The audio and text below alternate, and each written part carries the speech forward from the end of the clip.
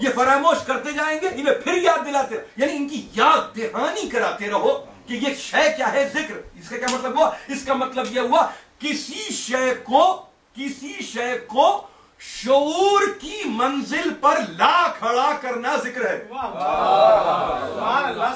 کسی شے کو شعور کی منزل پر لا کھڑا کرنا ذکر ہے۔ جملہ آپ استعمال کرتے ابھی آپ کا ذکر ہو رہا تھا، کیا مطلب ہے جملے کا؟ اس کا مطلب یہ آپ تھے نہیں، مگر آپ کو شعور کی سطح پر لا کر کھڑا کیا گیا تھا۔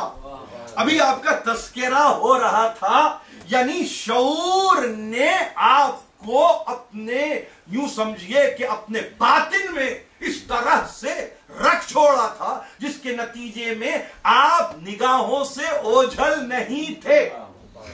ذکر کے معنی کیا ہے؟ شعور کا مطلب کیا ہے؟ احساس کا مطلب کیا ہے؟ ادراک۔ یہ تینوں لفظ غلط نہیں ہے، ایک لفظ کو ذہن نشین کیجئے۔ میں بڑی ہمت کر رہا ہوں، مختصر مجمع ہے مگر انتہائی اہم گفتگو ہے، اس کو محفوظ کرنے کی ضرورت ہے۔ شعور، احساس، ادراک، یعنی تینوں لفظ غیر معیاری نہیں ہے، نہ اپنے معانی میں غیر معیاری، نہ اپنے مفہوم میں غیر معیاری۔ انگریزی کا ترجمہ کرنے والے اس لفظ شعور کو کہاں لے جاتے ہیں، سائیکالوجسٹ اس لفظ کو کہاں لے جاتا ہے، یا یوں کہیے کہ لفظ احساس کے ساتھ آپ یہ کہیں کہ فقط اور فقط ہم حواس خمسہ کا تذکرہ کر رہے ہیں، ہم 5 سینسز کا تذکرہ کر رہے ہیں، شاید احساس کا مطلب یہ ہے، حالانکہ احساس کا یہ مطلب نہیں ہوتا۔ یعنی اگر کوئی یہ کہے کہ حواس خمسہ ہی کیا احساس ہے تو جواب آئے گا قطعاً غلط ہے۔ حواس خمسہ سے ابو اینڈ بیونڈ ہو جانا بھی احساس کے دائرے میں ہے۔ جہاں احساس کے دائرے میں رہیں گے وہاں اس کی ایک اور شکل ہے ادراک۔ اب آپ درک کرنے لگے چیزوں کو، اب آپ سمجھنے لگے چیزوں کو، اب آپ غور کرنے لگے ان چیزوں کے تعلق سے، اب آپ فکر کرنے لگے ان چیزوں کے تعلق سے۔ تو ذکر کی اگر صحیح تعریف آپ کو سمجھنا ہے تو یاد رکھیے کسی بھی شے کو اٹھا کے ایک مرتبہ شعور کی منزل پر لا دینا، کسی بھی ذکر کو، کسی بھی شے کو اٹھا کر ایک مرتبہ احساس اور ادراک کی منزل پر لا دینا ذکر ہے۔ اب قرآن کے تعلق سے اگر یہ لفظ ذکر آ جائے، انا نحن نزلنا الذکر وانا لہ لحافظون، ہم ہی نے ذکر کو نازل کیا ہے، ہم ہی اس کی حفاظت کرنے والے ہیں، تو اس کا مطلب کیا ہوا؟ اس کا مطلب یہ ہوا کہ اس ایک ایسی شے کہ جو تمہارے تعلق سے کبھی ممکن ہے انسان ہو، خطا کا پتلا ہو، ظاہر ہے تم کبھی کبھی تمہاری نگاہوں سے یہ اوجھل ہو جائے، تو ہم میں وہ طاقت ہے کہ ہم اس تذکرے کو تمہارے سامنے پھر ایک مرتبہ لے آئیں گے، ہم اس تذکرے کو پھر ایک مرتبہ تمہارے ذہن میں تازہ کر دیں گے، ہم تمہاری یاد دہانی کرا دیں گے۔ وَإِنَّا نَحْنُ نَزَّلْنَا الذِّكْرَ وَإِنَّا لَهُ لَحَافِظُونَ، یعنی کیا مطلب ہے؟ تمہارے حافظے سے محو ہوتا رہے، ہم مگر اس کی مسلسل حفاظت کیے چلے جا رہے ہیں۔ تمہارے شعور میں بھی یہ رہے گا، تمہارے ادراک میں بھی یہ رہے گا، تمہارے احساس کا حصہ بھی یہ ہے، بلکہ اس کی حفاظت کسی اور طرح سے ہو رہی ہے۔ کیسے ہو رہی ہے؟ ان کے ذریعے ہو رہی ہے جو ذکر کو تمہارے شعور پر لے آئیں، تمہارے ادراک کا حصہ بنا دیں، تمہارے احساس کا حصہ بنا دیں، اور پھر تم یہ کہہ سکو کہ ہاں یہ ہیں وہ اہل ذکر جو ذکر کو ہماری نگاہوں سے آنے واحد کے لیے بھی دور ہونے نہیں دیتے۔ یعنی ذکر اور اہل ذکر اتنے نزدیک ہیں، ذکر کو باقی رکھنا اور اس کو شعور کی منزل پر باقی رکھنا، اس کو ادراک کی منزل پر باقی رکھنا، اس کو احساس کی منزل پر باقی رکھنا، یہ ہے کام اہل ذکر کا۔ اس لیے کہ وہ خود آنے واحد کے لیے غافل نہیں ہوتے۔ اہل کتاب ترجمہ نہیں ہے، ذکر کی محافظت اہل ذکر ہی کر سکتے ہیں، کوئی اور نہیں کر سکتا۔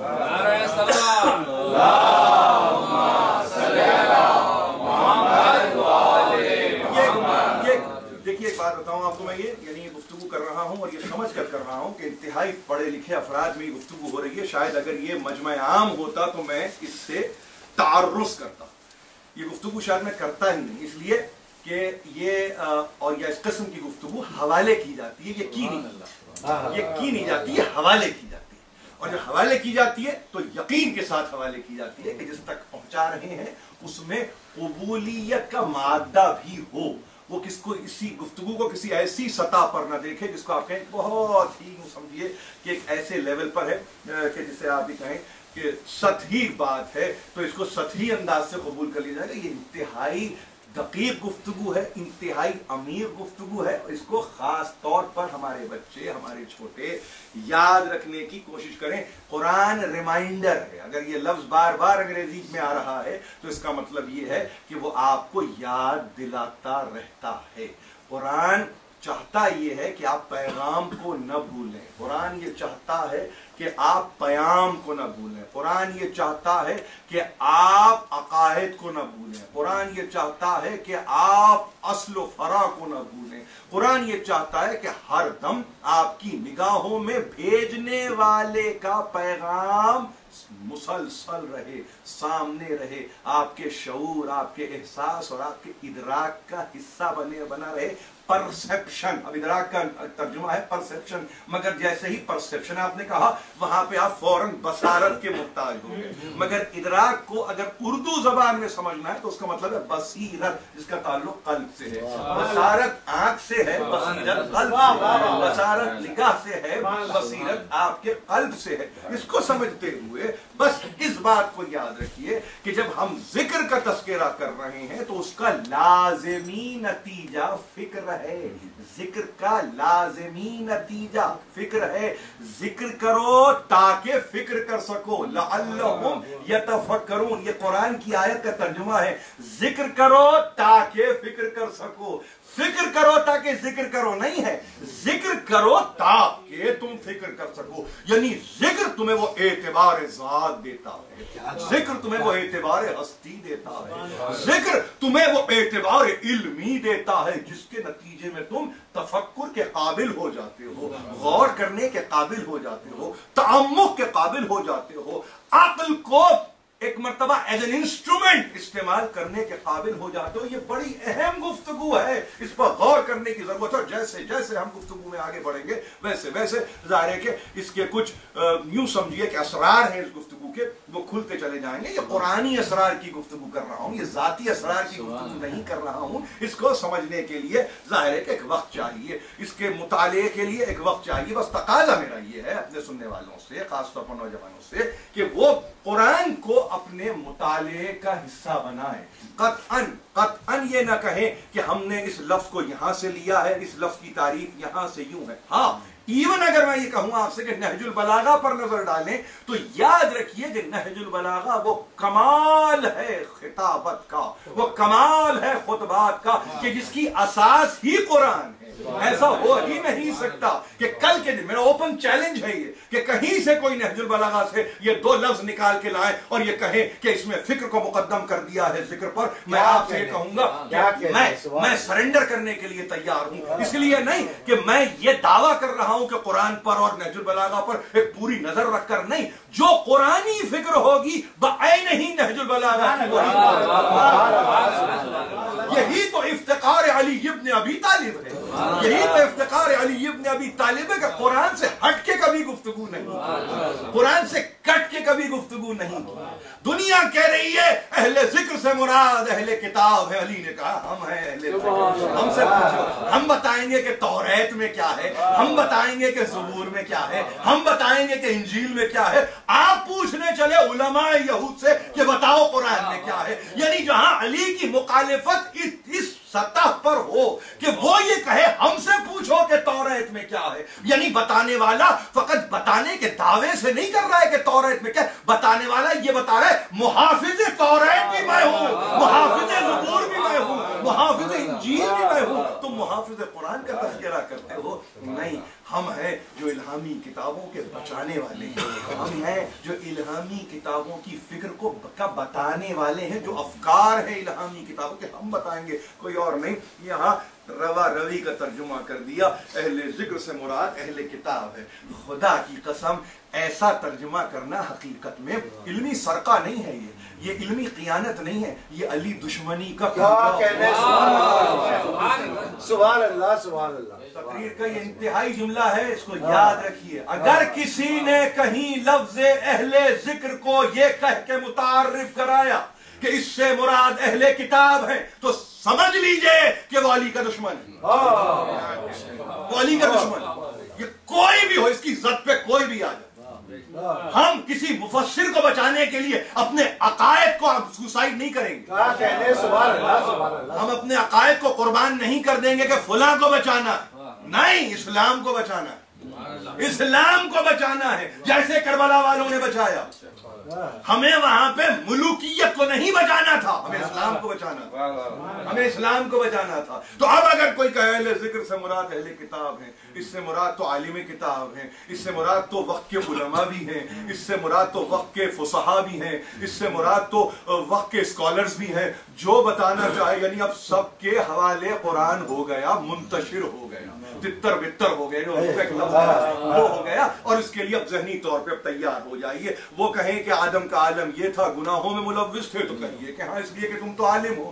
ابراہیم کے تعلق سے کہیں کہ ہاں کبھی انہوں نے بت پرستی بھی کی ہے, سورج کو دیکھا, چاند کو دیکھا, ستارہ پرست بھی رہے ہیں, تو ٹھیک ہے اس لیے کہ بھائی عالم کتاب ہیں. کہیں آگے بڑھ کے کہیں کہ ہاں محمد کے آبا میں مشرکین تھے, تو کہیں کہ ہاں بھائی عالم کتاب ہے. اب ایسوں کے حوالے قرآن ہو جائے کہ لفظ اہل ذکر کو اہل کتاب کر کے, علماء کا تذکرہ کر کے, اسکالرز کا تذکرہ کر کے, فقط ایک شخص کی دشمنی میں, فقط ایک شخص سے بغض کے نتیجے میں, کیونکہ اس نے کہیں کھڑے ہو کے کہہ دیا تھا فیصلے میں کروں گا, توریت لاؤ میں اس سے فیصلہ کر دیتا ہوں, زبور سے فیصلے کر دیتا ہوں, انجیل سے فیصلے کر دیتا ہوں. تم قرآن کا کیا تذکرہ کرتے ہو؟ ارے یہ قرآن نہیں, ساری کتابیں میرے سامنے آئی ہیں. ایسا تو نہیں ہے کہ میں ان سے بے تعلق رہا ہوں, میں ان سے متعلق رہا ہوں. بے تعلق نہیں رہا, میں ان سے متعلق رہا ہوں.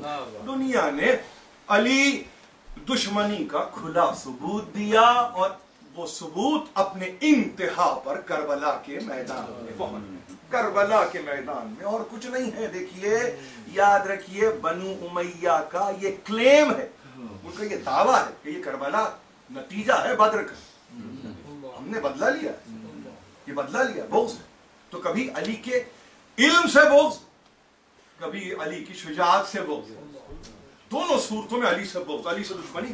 سارے تیر اب جو چلے تو حسین پہ چلے, حسین پر چلے, اور پھر ایسے ویسے نہیں, ختم کر دیا, گھرانے کو تباہ کر دیا, تاراج کر دیا خیام حسینی.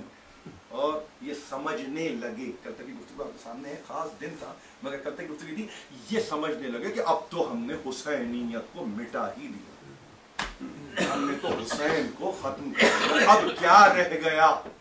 اب یہ اس فکر کے ساتھ کربلا سے یزیدیت یہ سوچ کر اٹھ رہی تھی, ظاہر بیسس پر کچھ نہیں ہے اس تفکر کی, لیکن حسینیت اس تذکرے کے ساتھ اٹھ رہی تھی, تفکر نہیں, اس تذکرے کے ساتھ اٹھ رہی تھی.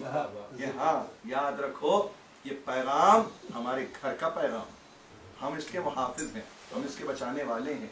ہم متاثر نہیں ہوتے کہ ہم پر غلبہ کیا جائے, ہم متاثر نہیں ہوتے کہ وقتی طور پر کوئی فتح و کامرانی میں اپنے آپ کو سرشار دکھائی دے, ہم اس سے متاثر نہیں ہیں, ہم اس سے متاثر نہیں ہوتے. تو کیا کیا, انتقام یہاں رکا نہیں ہے. کربلا کا واقعہ ہوا, انتقام نہیں رکتا. اب وہ انتقام نظر آتا ہے, کیسے, کبھی نو کے نیزہ پہ سر بنا دیا تو انتقام کی صورت, کبھی بیویوں کے سروں سے چادریں اتار دی تو انتقام کی صورت, کبھی بچوں کو تماچے مار دیے تو انتقام کی صورت, کبھی گوشوارے چھین لیے سکینہ کے تو انتقام کی صورت, کبھی دامن میں آگ لگا دی تو انتقام کی صورت. اب دیکھیے کیا کیا صورتیں انتقام کی بنتی چلی جا رہی ہیں.